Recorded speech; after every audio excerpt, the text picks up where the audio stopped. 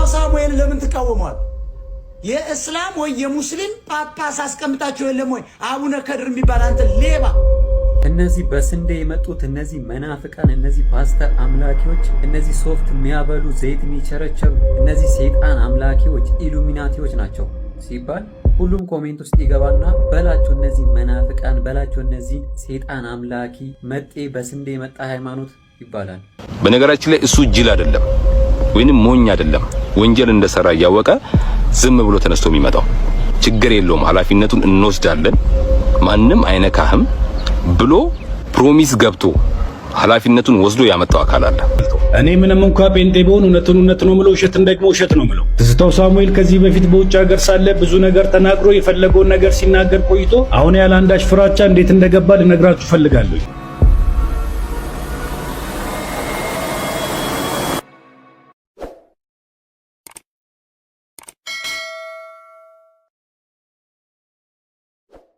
ኢትዮጵያ ኦርቶዶክስ ተዋሕዶ ቤተክርስቲያን በአገልጋይ ትዝታው ሳሙኤል ላይ ቤተክርስቲያንን በመሳደብ አባቶችን በማዋረድ የሚል ክስ መሰረተች። የኢትዮጵያ ኦርቶዶክስ ተዋሕዶ ቤተክርስቲያን መንበረ ፓትርያርክ ጠቅላይ ቤተ ክህነት ጽሕፈት ቤት የሕግ አገልግሎት መምሪያ በፕሮቴስታንት እምነት አገልጋይ ትዝታው ሳሙኤል ላይ ክስ መመስረቱን አስታውቋል። የቤተክርስቲያኗ ሕግ አገልግሎት መምሪያ ለኢትዮጵያ ፌዴራል ፖሊስ ባቀረበው ክስ የወንጀል ምርመራ ተደርጎ የምርመራ መዝገቡ መብቱ ለሚፈቅደው የአቃቤ ሕግ ዘርፍ እንዲተላለፍ ሲልም ጠይቋል። ተከሳሹ ነዋሪነቱን በውጭ ሀገር በማድረግ የቤተክርስቲያኒቱን የበላይ ውሳኔ ሰጪ አካላት ለማዋረድ የምእመናኑን ስሜት ለመንካት ብለውም በሀገሪቱ ውስጥ ሁከትና ብጥብጥ እንዲነሳ በማሰብ የራሱን የዩቲዩብ ቻናል በመጠቀም ከፍተኛ ቅስቀሳ ሲያደርግ ቆይቷል ሲል መምሪያው አስታውቋል። በማያያዝም የቤተክርስቲያን ብፁዕ አባቶችን በየገዳማት ውስጥ የሚገኙ መነኮሳትና አገልጋዮች ግብረ ሰዶማውያን ናቸው በማለት እንዲሁም ኢትዮጵያ ኦርቶዶክስ ተዋሕዶ ቤተክርስቲያንን የመተትና ጠንቋይ ቤት ናት በማለት ሲቀሰቅስ የቆየ መሆኑ ተገልጿል። በተጨማሪም የኢትዮጵያ ኦርቶዶክስ ተዋሕዶ ቤተክርስቲያን የምትገለገልባቸውን ሃይማኖታዊ የጸሎት፣ የታሪክ፣ የገድላት፣ ድርሳናት መጽሐፍን ድውያን መጽሐፍ ናቸው መጥፋት አለባቸው በማለት በክሱ ላይ ተካቷል። ቤተክርስቲያኗ በቅድስና የምታከብራቸውና የምትዘግራቸው ቅዱስ አባቶችና እናቶች ጣዖታትና ጣዖት አምላኪያን ናቸው በማለት ግለሰቡ የፈጸመውን የወንጀል አድራጎት በመጥቀስ ክስ መስርቶበታል። መምሪያውና የሕግ ባለሙያዎች አብይ ኮሚቴ በአጠቃላይ 7 ነጥቦች ያካተተ የወንጀል ዝርዝሮችን በመግለጽም ጉዳዩን ለሚመለከተው አካል ቀርቦ ግለሰቡ በሕግ ተጠያቂ እንዲደረግ ባቀረበው አቤቱታም ገልጿል። በተያያዘ መምሪያውና የሕግ ባለሙያዎች አብይ ኮሚቴ ለጉዳዩ ልዩ ትኩረት በመስጠት ክትትል በማድረግ ለፍጻሜ እንዲያበቁትም ገልጿል። ታዲያ ትዝታው ሳሙኤል ለምን ተቃወሟል?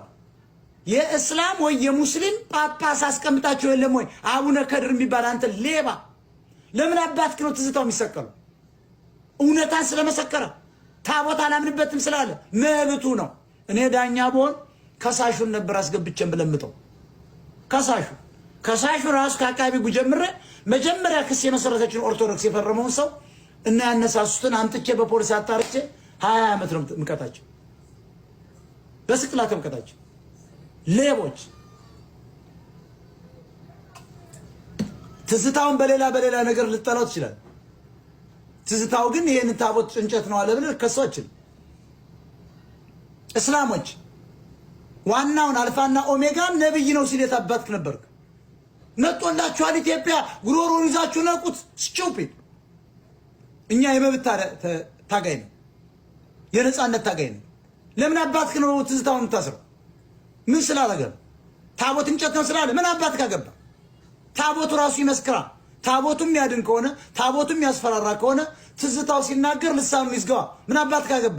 አንተ ተቅማጣም ሰው የተባልክ በማይክሮ ሰከንድ እግዚአብሔር የሚያጠፋ ወራዳ ስለ ታቦት ቁመህ ስለ ኢየሱስ ቁመህ ስለ አላህ ቁመህ መከራከር አትችሉ። የሰው ልጆች ነን። ቆሻሻ ማለት አይደለም እኮ ገብተህ ተከራከር ከኔ ጋር። እስላም ክርስቲያን ወንበዴ ኦርቶዶክስ ውስጥ ያለው ድርጅት አድርገውታል። ኦርቶዶክስ ንጽሕት ነች። ኦርቶዶክስ የተገፋች ነች። ኦርቶዶክስ ጠላት ነው ወረራት። ኦርቶዶክስ እነዚህ በስንዴ የመጡት እነዚህ መናፍቃን፣ እነዚህ ፓስተር አምላኪዎች፣ እነዚህ ሶፍት የሚያበሉ ዘይት የሚቸረቸሩ እነዚህ ሰይጣን አምላኪዎች ኢሉሚናቲዎች ናቸው ሲባል ሁሉም ኮሜንት ውስጥ ይገባና በላቸው እነዚህ መናፍቃን፣ በላቸው እነዚህን ሴጣን አምላኪ መጤ በስንዴ የመጣ ሃይማኖት ይባላል። በተቃራኒው ደግሞ ኦርቶዶክስ ማለት እነዚህ ጣዖት አምላኪ፣ ስዕል አምላኪ፣ የደብተራ ስብስብ ታቦታቸው መክተፊያ ምናምን ሲባል ለፍርድ ይቅረብልን፣ ይገደል፣ አሁንስ በአይናችን መጣ፣ ቤተ ክርስቲያናችን ተደፈረች ይባልና ኢቭን ሲኖዶሱ ጭምር መግለጫ ያወጣል፣ ይከሰስልን፣ ይታሰርልን የሚል። ይሄ ጉዳይ ሀገራችን ወዴት እየሄደች እንደሆነ የሚያሳይ ነገር ነው። ኦርቶዶክስ ስትነካ ሁሉም የተዋህዶ ልጆች ወደዚህ ሰበሰቡና ተደፈርን እናጥፋቸው፣ ለሕግ ይቅረቡ፣ ስንት ነገር ይባላል። በተቃራኒው ደግሞ ጴንጤ ላይ ሲቀለድ ሁሉም በአንድነት ይስቃሉ፣ እሰይ በላቸው ይበላቸው ብለው እንደፈለጉ ይናገሯቸዋል። ልክ እንደዛው በሌላ ቤተ እምነትም የራሳቸው ሲነካ ድንጋይና ዱላ ይዘው ሆ ብለው ይወጣሉ፣ ለሕግ ይቅረብ ይላሉ። የሌሎች ሲነካ ግን አብረው ያንን ነገር ያባብሳሉ፣ ይቀልዳሉ፣ እንደፈለጉ ይናገራሉ። የእኔ አንድ መልእክት ሁላችንም የምንኖረው አንድ ኢትዮጵያ ውስጥ ነው። ሁሉም ብሔር ብሔረሰብ፣ ሁሉም ሃይማኖት የሌለውም በአንድነት የሚኖርባት ሀገር እንጂ የአንድ ቤተ እምነት የአንድ ብሔር ብሔረሰብ ሀገር አይደለችም። ስለዚህ ያንተ ሲነካ እንደሚያምክ ሁሉ የሌላም ሲነካ ሊያምክ ይገባል። ባያምክ እንኳን የሌሎችን የሚነኩትን ሰዎች እየደገፍክ አብረ መገልፈጥ የለብህም። የራስህን አስከብር፣ የሌሎችን አትንካ። የሌሎችን የምትነካ ከሆነ ደግሞ ያንተ ሲነካ ህግ ምናምን አትበል። ሁሉም የራሱ ሲነካ ይሰማዋል።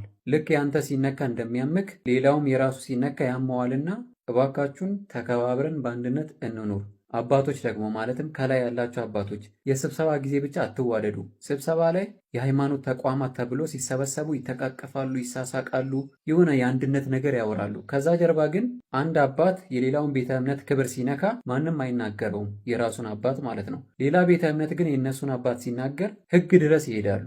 ስለዚህ ሁላችሁም ህግ ከማለታችሁ በፊት ሃይማኖታችን ተደፈረ ከማለታችሁ በፊት የሌላውን ቤተ እምነት ከመዳፈር ተቆጠቡ። የሌላውን አክብሩ፣ የራሳችሁን ብቻ አስተምሩ። ይሄ መናፍቅ ሴጣን አምላኪ ምናምን የሚባለውን ብታቆሙ ይሻላችኋል። ምክንያቱም እናንተ እንደዚህ የምትናገሩ ከሆነ ሌላው ቤተ እምነትም እናንተ እንደዛ ነው የሚናገረው። ትዝታው ሳሙኤል አይታሰርም፣ አይጠየቅም፣ ይጠየቅልን፣ ይታሰርልን እያላችሁ ቪዲዮ ምሰሩ አትልፉ ልላችሁ ነው ቪዲዮ ምሰራው። ትዝታው ሳሙኤል አይጠየቅም ስላችሁ ትዝታው ሳሙኤል ወንጀለኛ አይደለም እያልኳችሁ አይደለም። ጽድት ያለ ወንጀለኛ ነው፣ ለዛውም ከበቂ ማስረጃ ጋር። ታዲያ እንዴት ወንጀለኛም ነው እያልክ በቂ ማስረጃም አለ እያልክ አይታሰርም አይጠየቅም ትላለህ ካላችሁ በደንብ አዳምጡ። አንዳንዴ ነገሮችን ከቦክስ ውጭ ብናስብ ደስ ይለኛል። ሰፋ አድርገን አይደለም እናንተ ትዝታው ሳሙኤልን ወንጀለኛ የምትሉ ይቅርና ራሱ ትዝታው ሳሙኤል ኢትዮጵያ ቢመጣ ሊያስጠይቀው የሚችልን ወንጀል ውጭ ሀገር ላይ ሆኖ እንደሰራ ጠንቅቆ ያውቀዋል። በነገራችን ላይ እሱ ጅል አይደለም ወይንም ሞኝ አይደለም። ወንጀል እንደሰራ እያወቀ ዝም ብሎ ተነስቶ የሚመጣው ችግር የለውም ኃላፊነቱን እንወስዳለን ማንም አይነካህም ብሎ ፕሮሚስ ገብቶ ኃላፊነቱን ወስዶ ያመጣው አካል አለ። በዚህ 100% እርግጠኛ ነኝ። እውነቱን ነው። ትዝታው ሳሙኤልን ማን ወደ ሀገር እንዳስገባው በደንብ አድርጌ ያውቀዋለሁ። ማን ከለላ ሊሆነው እንዳስገባውና ማን የልብ እንደሚሰጠው በደንብ አድርጌ ያውቀዋለሁ። በጊዜው ዮኒ ማኛ ማን ወደ ሀገር እንዳመጣውና ማን ከኋላው እንደነበረ ባላቅም ትዝታው ሳሙኤልን ግን የትኛው ኃይል ከጀርባው እንዳለ በደንብ አድርጌ ያውቀዋለሁ። ይህንን ቪዲዮን በደንብ ሼርና ኮፒ ሊንክ አድርጋችሁ ይህንን እውነት እናጋልጠው። እኔ ምንም እንኳን ጴንጤ ብሆን እውነቱን እውነት ነው ምለው፣ ውሸትን ደግሞ ውሸት ነው ምለው። ትዝታው ሳሙኤል ከዚህ በፊት በውጭ ሀገር ሳለ ብዙ ነገር ተናግሮ የፈለገውን ነገር ሲናገር ቆይቶ አሁን ያለ አንዳች ፍራቻ እንዴት እንደገባ ልነግራችሁ ፈልጋለሁ። ከዚህ ቪዲዮ በኋላ ቪዲዮ ላልሰራ ስለምችል ይህንን ቪዲዮ በደንብ አዳምጡት። ትዝታው ሳሙኤልን ማን የጠራው ካላችሁኝ እግዚአብሔር ነው የጠራው። ከትዝታው ሳሙኤል ጀርባ ያለው ኃይል ማን ነው ካላችሁኝ እግዚአብሔር ነው። ከእግዚአብሔር ውጪ ማንም አብሮት የለም። አብሮት ያለው የልብም የሰጠው ከለላ ሆናለሁ ያለውም እግዚአብሔር። አንዳችም የምድር ኃይል አብሮት የለም። የሰማይ ኃይል ነው አብሮት ያለው፣ የጠራው ኃይል ነው አብሮት ያለው። ምንም አይነት ፖለቲካ መስራት አትሞክር። ትዝታው ሳሙኤል ከዚህም በፊት ምንም አላጠፋም። የሚያውቀውንና ያለውን እውነት ነው የተናገረው። ከዚህ ውጪ አንዳች የተናገረው ነገር የለም። ለዚህ ደግሞ ምንም አይነት ጥፋት ስለሌለበት ወደ ሀገሩ በሰላም እንደፈለገ መመላለስ ይችላል። አሁን አንተ ያለን አይምሮ ተጠቅመን ፖለቲካ መስራት ነው። የትኛውም የምድር ኃይል አብሮት የለም። የሰማይ ኃይል ነው አብሮት ያለው፣ እግዚአብሔር ነው ከሱ ጋር ያለው። ለዛ በዚህች አይምሮ ፖለቲካ ለመስራት አትሞክር፣ አትጃጃል። እግዚአብሔር ነው አብሮት ያለው። ጌታ ኢየሱስ ይባርካችሁ። ተባረኩ። ዋና ከሆኑ ጉዳዮች መካከል እዚህ መጥቶ ወንጌል ለምን አይሰብክም የሚል ሐሳብ ተነስቷል። በዋናነት ያስኩት ማለት ሲጀመር ማንንም ሰምተን ምን ሰብከው ማንንም ሰምተን የምናቆመው የእግዚአብሔር እውነት የለም። ማንም አይመራንም የእግዚአብሔር መንፈስ እንጂ። ቅዱሱ የእግዚአብሔር መንፈስ ጴጥሮስን በገረድ ፊት ኢየሱስን የካደውን ሰው ጀግና አድርጎ በፈሪሳውያንና በሰዱቃውያን በሸንጎ ፊት የእግዚአብሔርን ልጅ ኢየሱስን እናንተ ሰቅላችሁ የገደላችሁትን የናዝሬቱን ኢየሱስን እግዚአብሔር የሞትን ጣር አጥፍቶ አስነሳው ብሎ በጣም በሚገርም ድፍረት ሲናገር እንመለከታለን። ይሄ ከማን የተነሳ የሚሆን ነው? ከኢየሱስ ክርስቶስ መንፈስ ወይም ኢየሱስን ከሚያከብረው ከመንፈስ ቅዱስ የተነሳ የሚሆን ነው። ፈሪዎችን ደፋር አድርጎ የደከመውን አበርትቶ ጸጋን አብዝቶ በሰገነትም በሸለቆም ኢየሱስን እንዲሰብኩ የሚያደርጋቸው የማ መንፈስ ነው? የእግዚአብሔር መንፈስ ነው። ሐሰት ሁል ጊዜ ሐሰት ነው። እውነት ሁል ጊዜ እውነት ነው፣ አይቀየርም። ሐሰት ረጅም ዘመን ኖሮ እውነት ሊሆን አይችልም። እውነትም ረጅም ዘመን ኖሮ ሐሰት ሊሆን አይችልም። በከፍታም በዝቅታም በሸለቆም በተራራም ኢየሱስ ያድናል። ሕይወትን ለመቀበልና የዘላለምን ሕይወት ለመውረስ የሚሻ ማንኛውም ሰው አዳኝ ናቸው ብሎ ከሚያስባቸውና ከተነገረለት ለዘመናት በጆሮ ከሰማው ያድኑሃል ተብሎ ከተነገረው አማልክት ክዶ እነዛን አማልክት ክዶ ወደ ኢየሱስ ካልመጣ መዳን የሚባል ነገር የለም። በቃ በምን ይድናል? መንገድ እውነትና ሕይወት የሆነውን ጌታ ኢየሱስን ሳይቀበል ሊድን አይችልም። ማን ነው የሚያድነው? ኢየሱስ ነው የሚያድነው። በቃ ክብር ለኢየሱስ ይሁን። ሃሌሉያ። እዚህ ውስጥ ላላችሁ ወገኖቼ የምናገረው የመጀመሪያው ፖይንት እሱ ልክ ወንጌልን ቦታ መርጠን እንደምንሰብክ ተደርጎ የተሳለ ስዕል ነበረ፣ የተገለጠ አገላለጥ ነበር ማለት ነው። እዚህም የመጣሁት ወንጌልን ለማስተማር ወንጌልን ለመስበክ ነው። ምክንያቱም የተፈጠርኩበት ዓላማ ይሄ ስለሆነ ማለት ነው። ብንዘምር ኢየሱስን ነው የምናከብረው፣ ስለ ኢየሱስ ነው የምንናገረው። ብናስተምር ስለ ኢየሱስ ነው፣ ስለ አዳኙ ነው። ስለሌላ ስለምንም ልናወራ አንችልም። የሚያምርብንም ሰማይ የሚስቀው ሰማይ ደስ የሚሰኘው እግዚአብሔር አብ የሚከብረው መንፈስ ቅዱስ ደስ የሚሰኘው ኢየሱስ ሲሰበክ ነው። የሐሰት ትምህርት ሲፈርስ እውነት ሲጸናና ከፍ ሲል እግዚአብሔር ይከብራል፣ ደስ ይሰኛል። በቃ እና የሰዎችን ፊት እያየን ያገለገልንበት ዘመን ብዙ ዘመን ነበረ። እከሌ ይከፋዋል፣ እከሌ ሚካኤልን ስለሚወድ እከሌን እናስከፋለን፣ ስለዚህ ዛሬ የሚካኤልን መዝሙር እንዘምር። ባለጠጋው እከሌ የአርሴማ ሲዘመር ደስ ይለዋል፣ ለሱ ብለን እንዘምር ብለን እንዲህ ባለ መንገድ ያገለገልንበት ዘመን አልፏል። አበቃ። እንቅጩን እውነቱን እንነጋገር በማስረጃና በመረጃ ማለት ነው። ስለዚህ እዚህም ሆነን ምን ሰብከው የእግዚአብሔርን ቃል ነው ማለት። ስለዚህ ይሄን እንድታደርሱላቸው እግዚአብሔርን መፍራት ያስፈልጋል። እግዚአብሔርን መፍራት ለእውነት መቆም ያስፈልጋል። አሁን እየነቃና ወደ እግዚአብሔር መንግስት እየፈለሰ ያለውን ህዝብ በሶሻል ሚዲያ ግርግር ከእውነት ለመመለስ የሚደረገውን ጥረት ሰው አውቆታል። በነገራችን ላይ አቅፈው ከሳሙኝ ወደ ኤርፖርት ስንደርስ አዲስ አበባ ላይ ከአቅፈው ከሳሙኝ ሰዎች መካከል ኦርቶዶክሳውያን አሉ። በደንብ እንድትሰሙኝ ይፈልጋል። በናፍቆት በእንባ የተቀበሉን ኦርቶዶክሳውያን ነበሩ። ስንጓዝ ፕሌን ውስጥ አገልግሎታችን የባረካቸው የጥንቱን ዘመን የማይረሱ በደስታ በልብም በፊትም ፈገግታ የተቀበሉን አሉ። እንደዚህ ደግሞ ሐሰትን ቀምሞ ክፋትን ቀምሞ ሌላ መልክና ገጽታ ፈጥሮ ቢከሰስ እንደው ፍርድ ቤት ብታቆሙት እንዲህ ብታደርጉ ብለው የሰሩ ሰዎችን ተመልክቻለሁ። እውነት ለመናገር በግ ከነነፍሱ የቀበረ ጳጳስ እያለ እኔ ምን ሆኜ ነው የምከሰሰው? ምን አድርጊ? በግ ከነነፍሱ ቀብሩ እና እናስገድለው? አዎ እና እናስገድለው? አዎ እኛ ወንጌልን ገልጠን ጣዖትንና ታቦትን ሰው እንዲለይ ያደረግንበት ሂደት አለ። 15 የኦርቶዶክስ ጽላት ሸጥኩኝ ለሙስሊም ሰጠው እያለ የሚናገር ጳጳስ በማስረጃና በመረጃ በድምጽ እያቀረብ እነዚህ ሰዎች ሳይከሰሱ እኔ የምከሰስበት ምክንያት ምንድን ነው? ደግሞ ሰው ስለ ወንጌል ሲባል ቢከሰስ ፍርድ ፊት ቢቆም በእውነት እግዚአብሔር ያከብረዋል እንጂ አይዋረድ። ስለ ወንጌል መገፋት፣ ስለ ወንጌል መሰደብ፣ ስለ ክርስቶስ ኢየሱስ ወንጌል ዋጋ መክፈል አክሊል ነው፣ ጸጋ ነው። ምን ሰርተው ነው እነ ጴጥሮስ የታሰሩት? ምን አድርገው? የሰው ገንዘብ ቀምተው ነው? አይደለም። በዘመኑ ጣዖታት በሰለጠኑባቸው ዓለማት እየተዟዟሩ ይሄ አምላክ አይደለም አምላክ እግዚአብሔር ነው ብለው ስለተናገሩ እውነትን ስለገለጡ የተናገሩት እውነት የነሱን ጨለማ የገፈፈባቸው ሰዎች አቀነባብረው ያስገቡት ነው እንጂ እነሱ አጥፍተው አይደለም። ጴጥሮስ አጥፍቶ አይደለም። ይሄን በምን ታረጋግጣላችሁ? ወደ እስር ቤት ከተጣሉ በኋላ ሲዘምሩ የወይኒው መሰረት ይናጋል። የእግዚአብሔር መልአክ ይመጣል። የእግዚአብሔር መንፈስ ይገለጣል።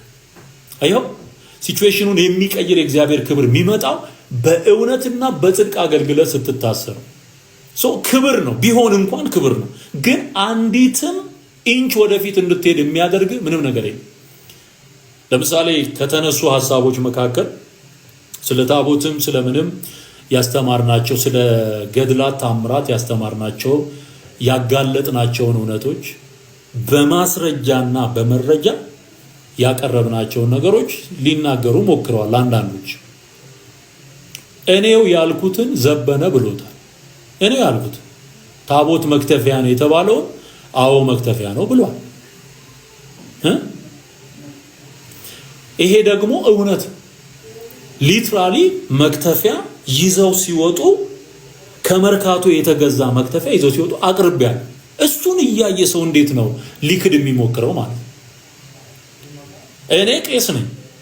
በኦርቶዶክስ ቤተ እምነት ውስጥ ወደ 9 ዓመት በቅስና አገልግያለሁ፣ በድቁና አገልግያለሁ። እኔ የማውቀውን አንተ ተሸፋፍኖ የምታውቀውን ታቦት የሚባለውን ነገር ከሸክሙ ጀምሮ የሚሰራበትን ፕሮሰስ ጭምር ስናገር ነበር። ይሄ ውሸት ነው? እውነት እኮ ማውቀውን እኮ የኖርኩበትን ነው የምናገረው። አንተ ተሸፋፍኖ ነው የምታውቀው፣ እኔ ገልጬ ዘይት እየቀባው ነው ማውቀው። ይሄ እውነት አይደለም፣ ይሄ ውሸት ነው። ፍርድ ቤት በቀርብ የምናገረው እንደውም እግዚአብሔር ይባረክ ይሄንን እውነት ምንም የምንሸፍነው ነገር የለም። ስንት አይነት ጉድ የሰው ደም መስዋዕት እየቀረበባቸው ያሉ ገዳማት ጭምር ሰው ሊትራሊ የሚታረድባቸው ገዳማት እንዳሉ በራሳቸው አንደበት ከቤተ ክህነት በሾለኩ መረጃዎች እየቀረበ እያየን ይሄንን መናገር ይሄንን እውነት ለሰዎች ማድረስ በምንም ታምር ሊያስከስስ አይችልም። መረጃና ማስረጃ ያለው ስለሆነ ቢከሰስ እንደው ፍርድ ቤት ብታቆሙት እንዲህ ብታደርጉ ብለው የሰሩ ሰዎችን ተመልክቻለሁ። እውነት ለመናገር በግ ከነነፍሱ የቀበረ ጳጳስ እያለ እኔ ምን ሆኜ ነው የምከሰሰው? ምን አድርጌ? በግ ከነነፍሱ ቀብሩ እና እናስገድለው? አዎ ሳይሰማ እየተባለ በጳጳስ ደረጃ እኛ ወንጌልን ገልጠን ጣዖትንና ታቦትን ሰው እንዲለይ ያደረግንበት ሂደት አለ።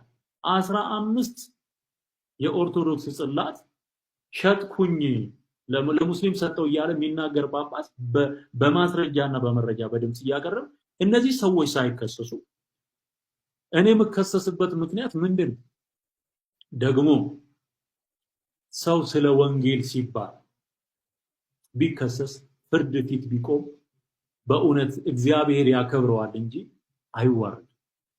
ስለ ወንጌል መገፋት፣ ስለ ወንጌል መሰደብ፣ ስለ ክርስቶስ ኢየሱስ ወንጌል ዋጋ መክፈል አክሊል ጸጋ ነው። ምን ሰርተው ነው እነ ጴጥሮስ የታሰሩ? ምን አድርገው? የሰው ገንዘብ ቀምተው ነው? አይደለም። በዘመኑ ጣዖታት በሰለጠኑባቸው ዓለማት እየተዟዟሩ ይሄ አምላክ አይደለም አምላክ እግዚአብሔር ነው ብለው ስለተናገሩ እውነትን ስለገለጡ የተናገሩት እውነት የነሱን ጨለማ የገፈፈባቸው ሰዎች አቀነባብረው ያስገቡት ነው እንጂ እነሱ አጥፍቶ አይደለም። ጴጥሮስ አጥፍቶ አይደለም። ይሄን በምን ታረጋግጣላችሁ? ወደ እስር ቤት ከተጣሉ በኋላ ሲዘምሩ የወይኒው መሰረት ይናጋል። የእግዚአብሔር መልአክ ይመጣል። የእግዚአብሔር መንፈስ ይገለጣል። አይው ሲቹዌሽኑን የሚቀይር የእግዚአብሔር ክብር የሚመጣው በእውነትና በጽድቅ አገልግሎት ስትታሰብ ክብር ነው። ቢሆን እንኳን ክብር ነው። ግን አንዲትም ኢንች ወደፊት እንድትሄድ የሚያደርግ ምንም ነገር የለም። ለምሳሌ ከተነሱ ሐሳቦች መካከል ስለ ታቦትም ስለምንም ያስተማርናቸው፣ ስለ ገድላት ታምራት ያስተማርናቸው፣ ያጋለጥናቸውን እውነቶች በማስረጃና በመረጃ ያቀረብናቸው ነገሮች ሊናገሩ ሞክረዋል። አንዳንዶች እኔው ያልኩትን ዘበነ ብሎት እኔ ያልኩት ታቦት መክተፊያ ነው የተባለው አዎ መክተፊያ ነው ብሏል። ይሄ ደግሞ እውነት ሊትራሊ መክተፊያ ይዘው ሲወጡ ከመርካቶ የተገዛ መክተፊያ ይዘው ሲወጡ አቅርቢያ እሱን እያየ ሰው እንዴት ነው ሊክድ የሚሞክረው ማለት? እኔ ቄስ ነኝ። በኦርቶዶክስ ቤተ እምነት ውስጥ ወደ 9 ዓመት በቅስና አገልግያለሁ፣ በድቁና አገልግያለሁ። እኔ የማውቀውን አንተ ተሸፋፍኖ የምታውቀውን ታቦት የሚባለውን ነገር ከሸክሙ ጀምሮ የሚሰራበትን ፕሮሰስ ጭምር ስናገር ነበር። ይሄ ውሸት ነው? እውነት እኮ ማውቀውን እኮ የኖርኩበትን ነው የምናገር። አንተ ተሸፋፍኖ ነው የምታውቀው፣ እኔ ገልጬ ዘይት እየቀባው ነው ማውቀው። ይሄ እውነት አይደለም። ይሄ ውሸት ነው። ፍርድ ቤት በቀርብ የምናገረው እንደውም እግዚአብሔር ይባረክ ይሄንን እውነት ምንም የምንሸፍነው ነገር የለም። ስንት አይነት ጉድ የሰው ደም መስዋዕት እየቀረበባቸው ያሉ ገዳማት ጭምር ሰው ሊትራሊ የሚታረድባቸው ገዳማት እንዳሉ በራሳቸው አንደበት ከቤተ ክህነት በሾለኩ መረጃዎች እየቀረበ እያየ ይሄንን መናገር ይሄንን እውነት ለሰዎች ማድረስ በምንም ታምር ሊያስከስስ አይችልም፣ መረጃና ማስረጃ ያለው ስለሆነ። ስለዚህ እውነት በከፍታም ቢሆን በሸለቆም ቢሆን በየትኛውም ስፍራ ይነገራል ማለት ነው። አንዳንድ ያልገባቸውን ደግሞ የሚናገሩ ሰዎች አሉ። ልክ አገር እንደገዙ አድርገው የሚያስቡ ደግሞ አሉ። ማለት ሌላ ሃይማኖት ያለው ሰው ኢትዮጵያ ውስጥ መግባት እንዳልተፈቀደለት አድርገው የሚያስቡ በጣም ጠባብ የሆኑ ሰዎች አሉ። በጣም ምስኪን የሆኑ ሰዎች አሉ። ተወልደን ያደግንበት ምድር ስንገባ እኛ ኢትዮጵያውያን ስንገባ ያ ነገር እንዴት ነው ሰው ሊረብሸው የሚገባ? እና ደግሞ ህግ ሊቀርጽና ሊያወጣ የሚችለው በምን አይነት አግባብ? መንግስት አለ እኮ እዚህ ሀገር መንግስት አይደል? ህግ የሚያስከብር አገር የሚገዛ ልማት የሚሰራ መንግስት አለ። በእያንዳንዱ ጉዳይ ላይ የሚመለከተው ማለት ይሄ የዜግነትን መብት የስብዕና መብት ነው። ማንም ሊሰጥና ሊነሳ የሚችለው ነገር አይደለም። መስረቅ ነውር ነው፣ ኃጢአት። አየው፣ ክፋት ኃጢአት ነው። ጸብ፣ ክርክር፣ ይሄ ሰዎችን በኃይልና በተጽዕኖ ነገሮችን ለማሳመን መጣር እሱ በጣም ነውር ነው፣ ወንጀልም። ሰውን ግን መረጃና ማስረጃ አቅርቦ የእግዚአብሔር ቃል እንዲህ ይላል፣ ይሄ ደግሞ የእናንተ ሐሳብ ይሄን ይላል፣ አነጻጽረ መርጠ ጌታን ተቀበል ማለት በምንም ተአምር ጥፋት ሊሆን አይችል፣ ወንጀል ሊሆን አይችል።